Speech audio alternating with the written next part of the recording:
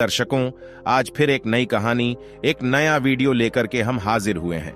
आज का जो प्रसंग है, आज की जो कहानी है, यह बड़ी ही मोटिवेशनल है, बड़ी ही ज्ञानवर्धक कहानी है। प्रिय दर्शकों, एक नेवले ने बताया कि माता पिता को सताने वालों के साथ क्या होता है। प्रिय दर्शकों, कहानी शुरू करने से पहले अगर आप हमारे चैनल पर पहली बार आए हैं तो चैनल को सब्सक्राइब करें, बेल आइकॉन ऑन करें, अच्छे अच्छे कमेंट किया करें ताकि हर आने वाले वीडियो का नोटिफिकेशन सबसे पहले आपको मिले और आप उसका फायदा उठा सकें। तो शुरू करते हैं आज की यह प्यारी सी कहानी, यह प्यारा सा वीडियो। प्रिय दर्शकों, प्राचीन समय की बात है। मध्य देश में एक महान प्रतापी राजा रहा करते थे। वह बहुत ही ज्ञानी और बुद्धिमान थे। वह अक्सर शिकार के लिए जंगल में जाया करते। एक दिन जंगल में वह आखेट के लिए जा रहे थे तो उन्होंने देखा कि एक नेवला बड़ी ही घायल अवस्था में पड़ा हुआ है। राजा सीधे नेवले के पास जाते हैं तो राजा नेवले से कहते हैं कि हे नेवले, तुम्हें यह चोट कैसे लगी? तब नेवला कहता है, हे राजन, एक सर्प से लड़ाई के कारण मुझे यह चोट लगी है और वह सर्प अब यहां से चला गया है। तब राजा उसकी चोटों पर लेप लगाते हैं और नेवले से कहते हैं कि हे नेवले, काफी समय बीत चुका है और अंधेरा भी होने वाला है। क्या यहां पर कोई विश्राम करने के लिए जगह मिल जाएगी? तब नेवला कहता है कि हे राजन, पास ही में एक गुफा है, आप वहां रात्रि में विश्राम कर सकते हैं। नेवला आगे कहता है, हे राजन, मैं भी घायल अवस्था में पड़ा हुआ हूं, कृपया मुझे भी अपने साथ उस गुफा पर ले चलिए। तब वह राजा और नेवला दोनों उस गुफा में चले जाते हैं। तब राजा कहता है, हे नेवले, तुम तो बड़े ज्ञानी प्रतीत होते हो और तुम मनुष्य से बातें भी कर सकते हो। क्या तुम आज की रात निकालने के लिए कोई बढ़िया सा कहानी सुना सकते हो? तब नेवला कहता है, हे राजन, मैं आपको आपके जीवन में काम आने वाली एक कहानी सुनाता हूं जिससे आपको ज्ञान भी प्राप्त होगा और प्रेरणा भी मिलेगी। लेकिन आपको मेरी एक शर्त माननी होगी, तभी मैं आपको यह कहानी सुनाऊंगा। तब राजा कहता है कि कैसी शर्त है? तब नेवला कहता है, हे राजन, आपको यह कहानी पूरी सुननी होगी और पूरे मन से सुननी होगी। अगर सुबह भी हो जाए तो तब भी आपको यह पूरी कहानी सुनकर जाना होगा। तब राजा कहता है, हे नेवले, मुझे तुम्हारी यह शर्त मंजूर है, कृपया आप अपनी कहानी शुरू कीजिए। तब नेवला कहता है, हे राजन, प्राचीन समय की बात है। पूर्व देश में एक अत्यंत शोभायमान नगरी थी। उस नगरी में नरोत्तम नाम से प्रसिद्ध एक ब्राह्मण रहता था। वह अपने माता पिता का अनादर करके उन्हें अकेला छोड़कर तीर्थ स्थान के लिए निकल पड़ता है। उस ब्राह्मण में चमत्कारिक ज्ञान और अद्भुत शक्ति थी। जब भी वह तीर्थों में स्नान करके बाहर निकलता तो उसके वस्त्र आकाश में ही सूखते थे और इस अद्भुत शक्ति पर उसके मन में बड़ा अहंकार हो गया था। वह समझने लगा था कि मेरे समान पुण्यात्मा और महायशस्वी दूसरा कोई नहीं है। फिर एक दिन वह स्नान करके ऊपर की ओर देखते हुए चल रहा था। उसके वस्त्र भी आकाश में सूख रहे थे। इतने में ही एक बगुले ने उसके मुंह पर बैठकर विष्ठा कर दिया। इस बात से उस ब्राह्मण को बड़ा क्रोध आ गया और उसने उस बगुले को भस्म होने का श्राप दे दिया। श्राप के प्रभाव से वह बगुला मरकर जमीन पर आकर गिर पड़ा। उस बगुले की मृत्यु होते ही उस उत्तम के भीतर महामहिम ने प्रवेश कर लिया। उस ब्राह्मण को अपनी शक्ति पर बड़ा घमंड हो गया और फिर उसी पाप के कारण ब्राह्मण के वस्त्र जो आकाश में उड़ रहे थे जमीन पर गिर पड़े और फिर अब उसके वस्त्र आकाश में नहीं ठहरते थे। अपनी शक्ति को खोकर उस ब्राह्मण को बड़ा दुख हुआ और वह शोक करने लगा। तब अचानक से आकाश से एक आकाशवाणी सुनाई दी, हे ब्राह्मण, अब तुम द्वारा में धर्मात्मा मुख चांडाल के पास जाओ। वहां पर जाने से तुम्हें धर्म का ज्ञान होगा। उस चांडाल के वचन तुम्हारे लिए कल्याणकारी होंगे। यह आकाशवाणी सुनते ही वह ब्राह्मण मुख चांडाल के घर की तरफ जाने लगा। जब वह उस मूक चांडाल के घर पर पहुंचा तो उसने देखा कि वह चांडाल सब प्रकार से अपने माता पिता की सेवा में लगा है। ठंड के दिनों में वह चांडाल अपने माता पिता के स्नान के लिए गर्म जल में स्नान कराकर उनके शरीर पर तेल लगाता था। उन्हें रुईदार गर्म कपड़े पहना आता था। प्रतिदिन उन्हें मिष्ठान भोजन परोसता था और सुगंधित माला पहनाकर उनका आदर सत्कार करता था। गर्मी के मौसम में वह प्रतिदिन माता पिता को पंखा करता था। इस प्रकार से रोज माँ पिता की सेवा करके ही वह भोजन किया करता था। इन्हीं पुण्य कर्मों के कारण उस चांडाल का घर आकाश में तरंग करता था। उस घर को किसी खंभे का आधार भी नहीं था, मानो वह घर आकाश में उड़ रहा हो। साक्षात भगवान विष्णु ब्राह्मण का वेश धारण करके उस चांडाल के घर में विचरण कर रहे थे। जिससे उस चांडाल के घर की शोभा बढ़ रही थी। यह सब विचित्र प्रकार देखकर उस नरोत्तम ब्राह्मण को बड़ा विस्मय हुआ। उसने उस मूक चांडाल से कहा, हे चांडाल, तुम मेरे पास आओ। मैं तुम्हें कुछ धर्म की बात पूछना चाहता हूं, जिसका तुम ठीक ठीक से उत्तर दो। फिर वह मूक चांडाल बोला, हे विप्रवर, इस समय मैं अपने माता पिता की सेवा कर रहा हूं। उन्हें छोड़कर मैं आपके पास नहीं आ सकता। मेरे लिए मेरे माता पिता से बढ़कर कोई और नहीं है। माता पिता ही मेरे भगवान हैं। यदि मैं उनकी सेवा करना छोड़कर चला जाऊं तो मुझे महापाप लगेगा। इसीलिए मेरे माता पिता की सेवा करने के बाद ही मैं आपसे मिल सकता हूं। इसीलिए आप थोड़ी देर तक द्वार पर ठहरिए, मैं आपका अतिथि सत्कार करूंगा। उस मूक चांडाल के इतना कहते ही नरोत्तम ब्राह्मण आग बबूला हो गया और बोला, हे चांडाल, मुझ ब्राह्मण की सेवा करना छोड़कर दूसरा कौन सा कार्य बड़ा हो सकता है। फिर वह मूक चांडाल बोला, हे ब्राह्मण देवता, क्यों गुस्सा कर रहे हो? मैं वह बगुला नहीं हूं जिसे आपने श्राप देकर भस्म कर डाला। बगुले पर आपका श्राप प्रभाव डाल सकता है, किंतु मुझ पर नहीं। अब आपकी धोती न तो आकाश में सूखती है और न ठहर पाती है। इसीलिए आप आकाशवाणी सुनकर मेरे पास आए हैं। थोड़ी देर रुकिए, मैं आपके प्रश्न का उत्तर अवश्य दूंगा। अन्यथा आप उस पतिव्रता स्त्री के पास जाइए। उस पतिव्रता स्त्री का दर्शन करने पर ही आपका कार्य सिद्ध हो जाएगा। नेवला कहता है, उसके पश्चात जो भगवान विष्णु ब्राह्मण का रूप धारण करके चांडाल के घर में बैठे हुए थे, उन्होंने बाहर आकर उस नरोत्तम ब्राह्मण से कहा, हे विप्रवर, चलिए, मैं आपको उस पतिव्रता देवी के घर लेकर चलता हूं। फिर उस नरोत्तम ब्राह्मण ने कुछ देर तक विचार किया और उस ब्राह्मण के साथ चल पड़ा, जो साक्षात भगवान विष्णु ही थे। पतिव्रता के घर की तरफ जाते समय रास्ते में उस नरोत्तम ब्राह्मण ने उस ब्राह्मण रूपी भगवान से पूछा, हे विप्रवर, आप ब्राह्मण होते हुए भी इस चांडाल के घर में किस लिए निवास करते हैं? ब्राह्मण रूपी भगवान विष्णु ने कहा, विप्रवर, इस समय तुम्हारा हृदय शुद्ध नहीं है। तुम्हारे मन में क्रोध और द्वेष है। इसीलिए तुम पहले उस पतिव्रता का दर्शन करो, उसके बाद तुम मुझे ठीक से जान सकोगे। नरोत्तम ब्राह्मण ने पूछा, हे महात्मा, वह पतिव्रता कौन है? उसका शास्त्र ज्ञान कितना बड़ा है और किस कारण से मैं उसके पास जा रहा हूं? कृपया मुझे बतलाइए। ब्राह्मण रूपी भगवान बोले, हे नरोत्तम, नदियों में गंगा जी श्रेष्ठ हैं और स्त्रियों में पतिव्रता स्त्री ही श्रेष्ठ है। जो पतिव्रता नारी प्रतिदिन अपने पति की सेवा करती है, उसकी आज्ञा का पालन करती है, वह अपने पिता के कुल और पति के कुल दोनों कुलों के 100 पीढ़ियों का उद्धार कर देती है। फिर नरोत्तम ब्राह्मण ने पूछा, हे द्विज श्रेष्ठ, कौन सी स्त्री पतिव्रता होती है? पतिव्रता का क्या लक्षण है? कृपया आप मुझे ठीक से समझाइए। ब्राह्मण रूपी भगवान बोले, हे ब्राह्मण, जो स्त्री 100 गुना अधिक स्नेह से पति की आराधना करती है, राजा के समान पति की आज्ञा का पालन करती है, पति को भगवान का स्वरूप समझती है, वह पतिव्रता है। जो गृह कार्य करने में दक्ष और भोजन बनाने के समय माता के समान आचरण करती है और जो विपत्ति में अपने पति को उचित सलाह देकर एक मंत्री का काम करती है, वह स्त्री पतिव्रता मानी गई है। स्त्री मन, वाणी और शरीर से पति की आज्ञा का पालन करती है, उसी को पतिव्रता समझना चाहिए। जो स्त्री अपने पति के अलावा अन्य पुरुषों को भाई, पिता और पुत्र के समान मानती है, वही सच्ची पतिव्रता होती है। हे ब्राह्मण, तुम अब उस पतिव्रता के पास जाओ और उसे अपना मनोरथ सुनाओ। उस पतिव्रता नारी का नाम राजलक्ष्मी है। वह रूपवती युवती है और उसके हृदय में दया और करुणा है। बड़ी यशस्विनी है। उसके पास जाकर तुम अपने हित की बात पूछो। इतना कहकर ब्राह्मण रूपी भगवान विष्णु उस स्थान से अंतर्ध्यान हो गए। यह देखकर उस ब्राह्मण को बड़ा आश्चर्य हुआ। फिर उस नरोत्तम ब्राह्मण ने उस पतिव्रता के घर जाकर उसे उसके बारे में पूछा।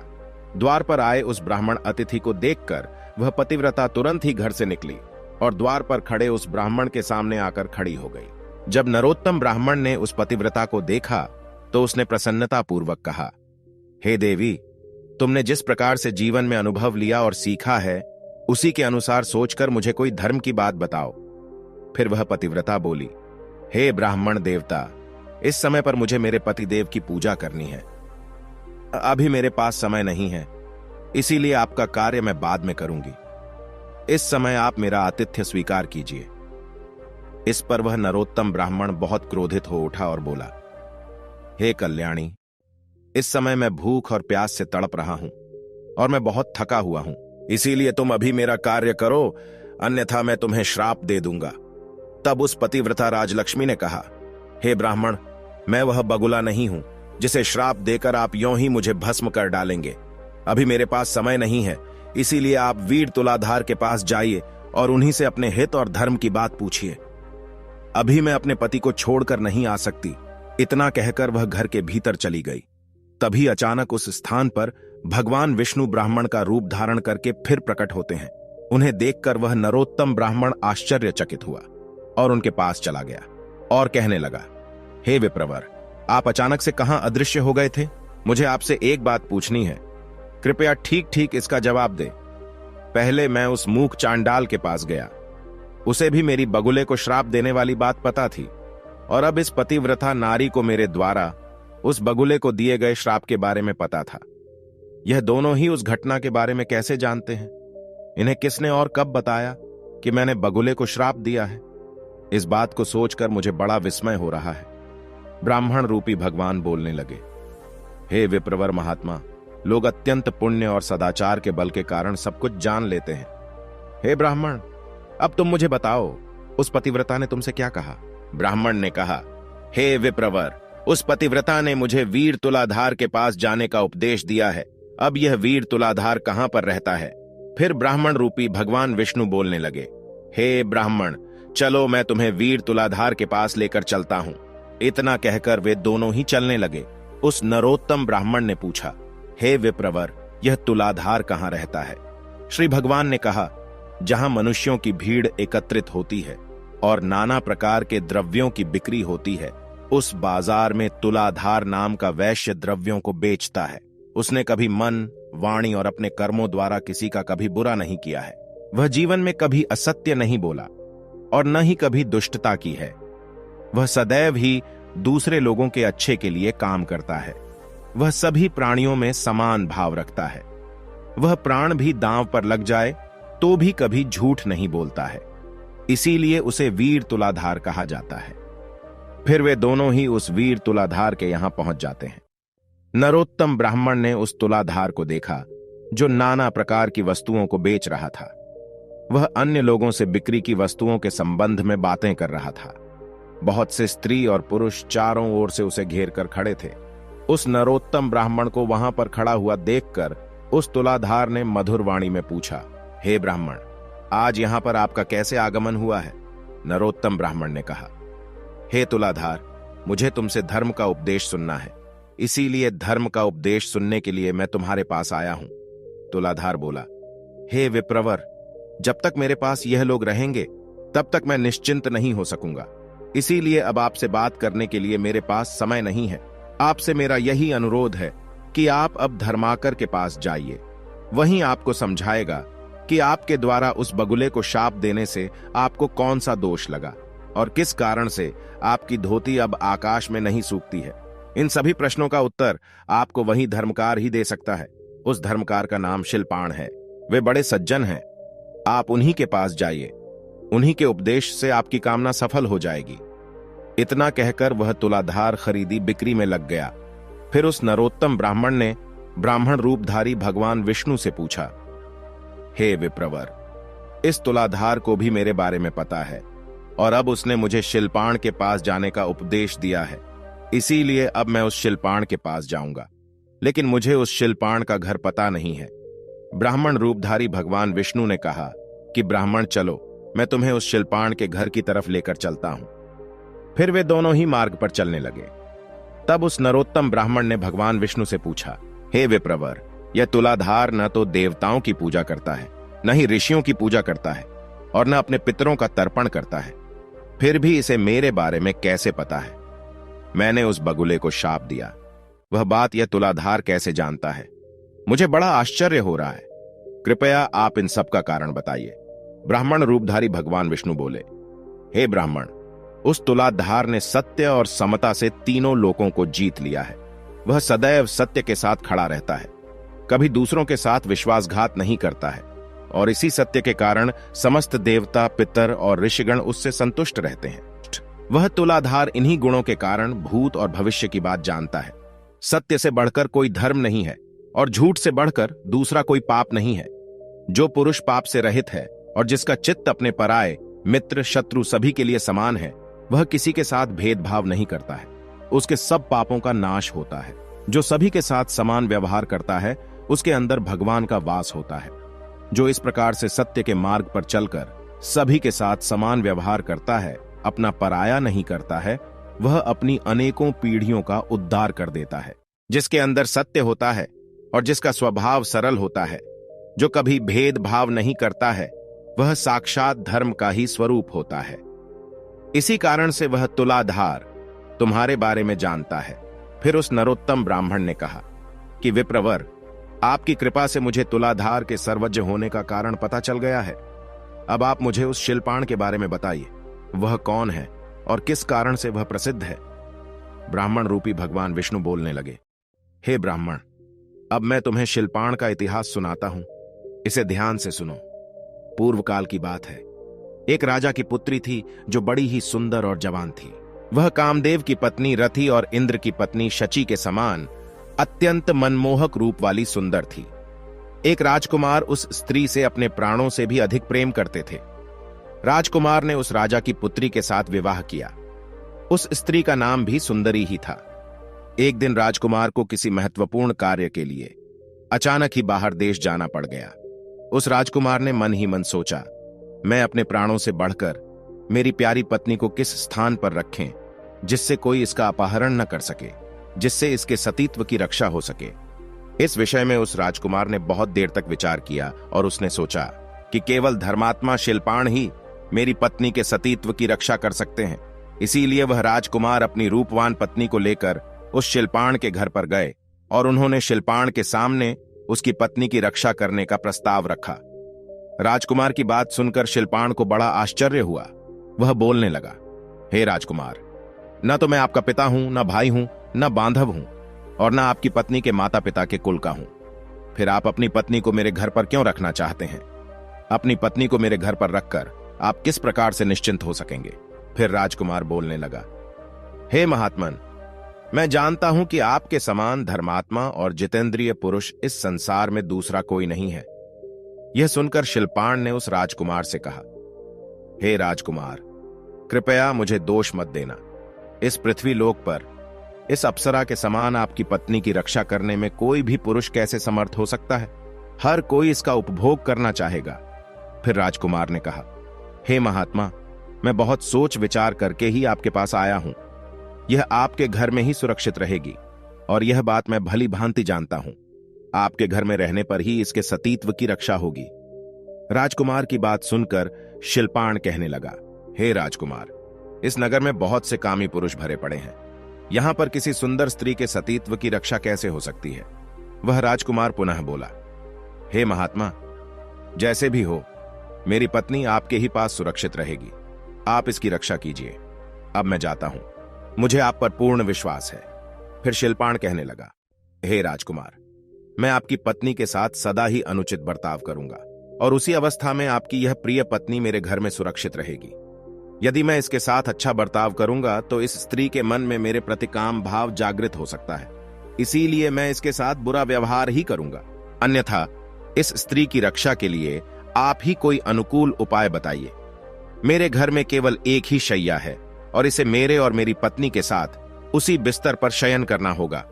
इसके बाद भी आप अपनी पत्नी को मेरे पास रखना चाहते हैं तो इसे यहां पर रहने दीजिए, अन्यथा इसे यहां से लेकर चले जाइए।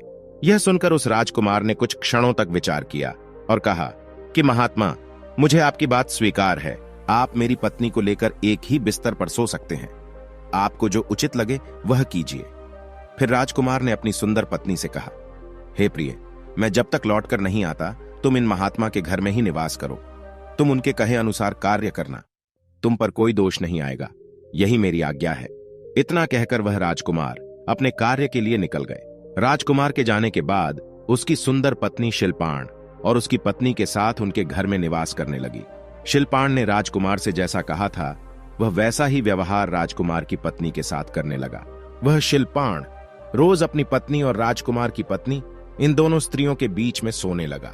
उन दोनों स्त्रियों के बीच में सोने पर भी शिल्पाण के मन में पराई स्त्री के प्रति जरा सी भी वासना नहीं हुई। केवल उसकी पत्नी के स्पर्श से ही उसके मन में काम भोग की इच्छा होती थी। राजकुमार की पत्नी के अंगों का स्पर्श भी उस शिल्पाण को होता था, किंतु फिर भी उसके मन में राजकुमार की पत्नी के लिए कोई भावना जागृत नहीं हुई। शिल्पाण के मन में वैसा ही भाव रहता था जैसे कि किसी बालक का अपने माता के प्रति होता था। वह राजकुमार की पत्नी को माता के समान मानता था। उसके शरीर के अंग शिल्पाण को कितनी बार भी स्पर्श करते तो भी उसके मन में काम भाव जागृत नहीं होता था। इस प्रकार से रोज वह उन दो स्त्रियों के साथ एक ही बिस्तर पर सोने लगा, लेकिन कभी भी उसने राजकुमार की पत्नी को स्पर्श नहीं किया। इस प्रकार से 6 महीने बीत गए। 6 महीने के बाद जब राजकुमार फिर से लौटकर आ गए तो उन्होंने नगर में रहने वाले लोगों को शिल्पाण और अपनी पत्नी के बर्ताव के बारे में पूछा। फिर लोगों ने भी अपने अपनी रुचि के अनुसार उत्तर दिया। कोई राजकुमार को उनके निर्णय के लिए उनकी सराहना करते थे कि उन्होंने अपनी पत्नी को शिल्पाण के पास छोड़कर उचित काम किया है। वहीं कुछ नौजवान लोग आश्चर्य में पड़ जाते थे और कहते थे कि हे राजकुमार, आपने अपनी पत्नी को उस शिल्पाण को सौंप दिया, अब वह तो उसके साथ सोता है। स्त्री और पुरुष का संसर्ग होने पर दोनों का मन शांत कैसे रह सकता है। इधर शिल्पाण ने अपने धर्म आचरण की शक्ति से लोगों की ऐसी कुत्सित चर्चा सुन ली। तब उसके मन में लोगों की ऐसी गलत निंदा से मुक्त होने की इच्छा प्रकट हुई। उन्होंने इस अपमान से मुक्त होने के लिए आत्मदाह करने का निश्चय किया। शिल्पाण ने स्वयं लकड़ी एकत्रित करके बहुत बड़ी चिता बनाई और उसमें आग लगा दी। वह चिता प्रज्वलित हो उठी। उसी समय राजकुमार शिल्पाण के घर पर आ पहुंचे। वहां पर उन्होंने शिल्पाण और अपनी पत्नी को देखा। राजकुमार की पत्नी का मुख प्रसन्नता से खिला हुआ था और शिल्पाण अत्यंत दुखी और शोक में डूबे हुए थे। शिल्पाण की मानसिक स्थिति को देखकर राजकुमार ने कहा, हे भाई, मैं आपका मित्र हूं और बहुत दिनों के बाद लौटा हूं। आप मुझसे बात क्यों नहीं कर रहे हैं? शिल्पाण ने कहा, हे मित्र, मैंने आपके हित के लिए आपकी आज्ञा का पालन करते हुए आपकी पत्नी की रक्षा करने का अत्यंत कठिन काम किया है, किंतु बाहर जो लोग गलत बातें कह रहे हैं, मेरी निंदा कर रहे हैं। इस कारण से मेरा सारा परिश्रम व्यर्थ सा हो गया है। इसीलिए अब मैं अग्नि में प्रवेश करूंगा। संपूर्ण देवता और मनुष्य मेरे इस कार्य को देखें। यदि मैंने राजकुमार की पत्नी के साथ गलत काम किया है तो मेरा शरीर इस अग्नि में भस्म हो जाए। इतना कहकर वह शिल्पाण अग्नि में प्रवेश कर गया, किंतु वह अग्नि शिल्पाण के शरीर, वस्त्र और केस को जला नहीं सकी। आकाश में खड़े समस्त देवता प्रसन्न होकर उस शिल्पाण की निष्ठा की प्रशंसा करने लगे। सभी ने चारों ओर से फूलों की वर्षा की। जिन जिन लोगों ने राजकुमार की पत्नी और शिल्पाण के विषय में कलंकपूर्ण बातें कही थीं, उन सभी के मुंह पर नाना प्रकार के कोढ़ हो गए। फिर देवतागण उस स्थान पर प्रकट हुए और उन्होंने शिल्पाण को अग्नि से बाहर निकलने को कहा। और फिर राजकुमार ने शिल्पाण को बारंबार नमस्कार करते हुए कहा, हे मित्र, आप धन्य हैं। आपके विषय में मैंने जो कहा था वह सत्य है। आपके समान पुण्यात्मा इस संसार में दूसरा कोई नहीं। उस समय पर समस्त देवताओं और ऋषियों ने मिलकर शिल्पाण का नाम सज्जन शिल्पाण रख दिया। देवताओं ने राजकुमार से कहा, हे राजपुत्र, अब तुम अपनी पत्नी को स्वीकार करो। इन शिल्पाण के समान कोई मनुष्य इस संसार में नहीं हुआ। इस पृथ्वी पर दूसरा ऐसा कोई पुरुष नहीं जिसे काम और लोभ ने परास्त न किया हो। देवता, असुर, मनुष्य, राक्षस, पशु, पक्षी और कीट आदि संपूर्ण प्राणी काम के वशीभूत रहते हैं। यह काम ही संसार बंधन में डालने वाला है। इस सृष्टि में काम रहित मनुष्य मिलना कठिन है। इन शिल्पाण ने सभी को जीत लिया है। 14 भुवनों पर विजय प्राप्त की है। इनके हृदय में श्री विष्णु बड़ी प्रसन्नता के साथ विराजमान रहते हैं। इनका स्पर्श और दर्शन करने से मनुष्य सब पापों से मुक्त हो जाते हैं और निष्पाप होकर स्वर्ग को प्राप्त करते हैं। प्रिय दर्शकों, इतना कहकर सभी देवता अपने अपने स्थान को लौट गए और वह राजकुमार और उसकी पत्नी भी अपने राजमहल को चले गए। तभी से उस शिल्पाण को दिव्य दृष्टि प्राप्त हो गई और वे देवताओं को भी देख सकते हैं तथा तीनों लोकों की बातें अनायास ही जान लेते हैं।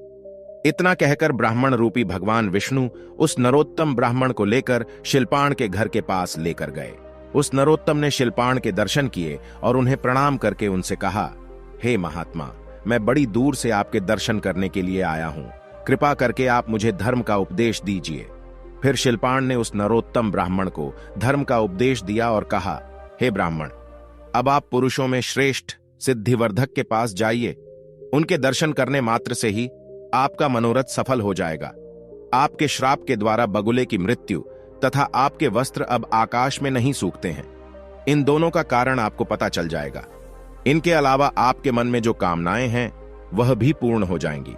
इस प्रकार से शिल्पाण के द्वारा वचन सुनकर वह नरोत्तम ब्राह्मण रूपधारी भगवान विष्णु के साथ प्रसन्नतापूर्वक निकल पड़ा और फिर वह उस सिद्धिवर्धक के घर पर पहुंच गया। वहां पहुंचने के बाद उसने सामने खड़े हुए शुद्ध हृदय वाले एक तेजस्वी पुरुष को देखा, जो समस्त शुद्ध लक्षणों से संपन्न एवं अपने तेज से देदीप्यमान दिखाई पड़ रहा था। फिर नरोत्तम ब्राह्मण ने उस सिद्धिवर्धक से कहा, हे महात्मन, मैं बड़े दूर से आपके पास आया हूं। कृपया आप मेरे लिए यह जो कार्य उचित है उसका उपदेश दीजिए तथा मुझे धर्म का ज्ञान दीजिए। उस सिद्धिवर्धक ने कहा, हे ब्राह्मण, मैं देख रहा हूं कि देवताओं में श्रेष्ठ भगवान विष्णु तुम पर प्रसन्न हैं। इस समय उनके दर्शन करके मुझे बड़ी प्रसन्नता हो रही है। आज तुम्हारा मनोरथ सफल होगा। तुम्हारे साथ आज भगवान विष्णु मेरे घर पर पधारे हैं। फिर उस नरोत्तम ब्राह्मण ने कहा, हे सिद्धिवर्धक, कहां हैं भगवान विष्णु? कृपया मुझे उनके दर्शन कराइए। सिद्धिवर्धक ने कहा, हे ब्राह्मण, भगवान विष्णु तो तुम्हारे पास ही खड़े हैं। तुम अपना मस्तक झुकाकर उन्हें प्रणाम करो। फिर जब उस नरोत्तम ब्राह्मण ने अपनी मन की आंखें खोलकर शुद्ध भाव से देखा तो साक्षात भगवान विष्णु उसके सामने खड़े थे। तब उस ब्राह्मण ने अपने हाथ जोड़कर भगवान विष्णु को प्रणाम किया और कहने लगा, हे देवेश्वर, आप मुझ पर प्रसन्न हुए हैं। आप इतने समय तक मेरे साथ ही चल रहे थे, मुझे मार्ग दिखा रहे थे, किंतु मैंने आपको नहीं पहचाना। हे प्रभु, अब मेरे मन में किसी चीज को पाने की अभिलाषा नहीं है। अब इस लोक और परलोक में मैं आपका सेवक बना रहूंगा। भगवान विष्णु बोले, हे ब्राह्मण, तुम्हारे ऊपर मेरा प्रेम सदा ही बना रहता है। मैंने स्नेहवश ही तुम्हें पुण्यात्माओं का दर्शन कराया है। पुण्यवान महात्माओं के एक बार भी दर्शन, स्पर्श, ध्यान एवं नाम उच्चारण करने से तथा उनके साथ बात करने से मनुष्य को स्वर्ग की प्राप्ति होती है। महापुरुषों का नित्य संग करने से सब पापों का नाश हो जाता है तथा मनुष्य अनंत सुख भोग कर मेरे स्वरूप में लीन हो जाता है। हे ब्राह्मण, तुम मेरे भक्त हो और तीर्थ स्वरूप हो, किंतु तुमने बगुले की मृत्यु के लिए जो श्राप दिया था उसके दोष से छुटकारा दिलाने के लिए मैंने ही आकाशवाणी के द्वारा तुम्हें कहा कि तुम मूक चांडाल के पास जाओ। उस मूक चांडाल के दर्शन करके तुमने देखा ही था कि वह किस प्रकार से अपने माता पिता का पूजन करता था। उन सभी महात्माओं के दर्शन करके आज तुम मेरे मंदिर में आए हो। करोड़ों जन्मों के बाद जिस मनुष्य के पापों का नाश होता है वही मनुष्य मेरा दर्शन कर पाता है, जिससे उसे मोक्ष की प्राप्ति होती है। हे वत्स, मेरी ही इच्छा से आज तुमको मेरा दर्शन हुआ है। इसीलिए तुम्हारे मन में जो इच्छा हो उसके अनुसार मुझसे वरदान मांग लो। वह नरोत्तम ब्राह्मण बोला, हे प्रभु, मेरा मन सदैव ही आपके ही ध्यान में लगा रहता है। संपूर्ण लोकों के स्वामी आप ही हैं। आपके सिवा कोई भी दूसरी वस्तु मुझे प्रिय नहीं है। भगवान विष्णु ने कहा, हे निष्पाप ब्राह्मण, तुम्हारी बुद्धि में सदैव ही ऐसे उत्तम विचार आते हैं, इसीलिए तुम मेरे धाम में आकर दिव्य भोगों का उपभोग करोगे। किंतु तुम्हारे माता पिता तुमसे आदर नहीं पा रहे हैं, इसीलिए तुम जाकर पहले अपने माता पिता की पूजा करो, उसके बाद ही तुम्हें वैकुंठ में स्थान प्राप्त हो सकता है। उनके दुख पूर्वक जीवन और क्रोध से तुम्हारी तपस्या प्रतिदिन नष्ट हो रही है। जिस पुत्र के ऊपर सदा ही माता पिता का कोप रहता है उसे नरक में पड़ने से कोई भी नहीं रोक सकता। इसीलिए तुम माता पिता के पास जाओ और यत्न पूर्वक उनकी सेवा करो, उनकी पूजा करो, तभी तुम्हें मोक्ष प्राप्त होगा। भगवान विष्णु के द्वारा इस प्रकार से कहने पर वह नरोत्तम ब्राह्मण कहने लगा, हे प्रभु, यदि आप मुझ पर प्रसन्न हैं तो मुझे अपने स्वरूप का दर्शन कराइए। तब भगवान विष्णु ने कहा, तथास्तु। और फिर उन्होंने अपने शंख, चक्र, गदा और पद्म धारण किए हुए स्वरूप का दर्शन नरोत्तम को करा दिया। फिर ब्राह्मण भगवान विष्णु के अप्रतिम और अत्यंत सुंदर रूप को देखकर उन्हें बारंबार प्रणाम करने लगा और कहने लगा, हे जगदीश्वर, आज मेरा जन्म सफल हुआ।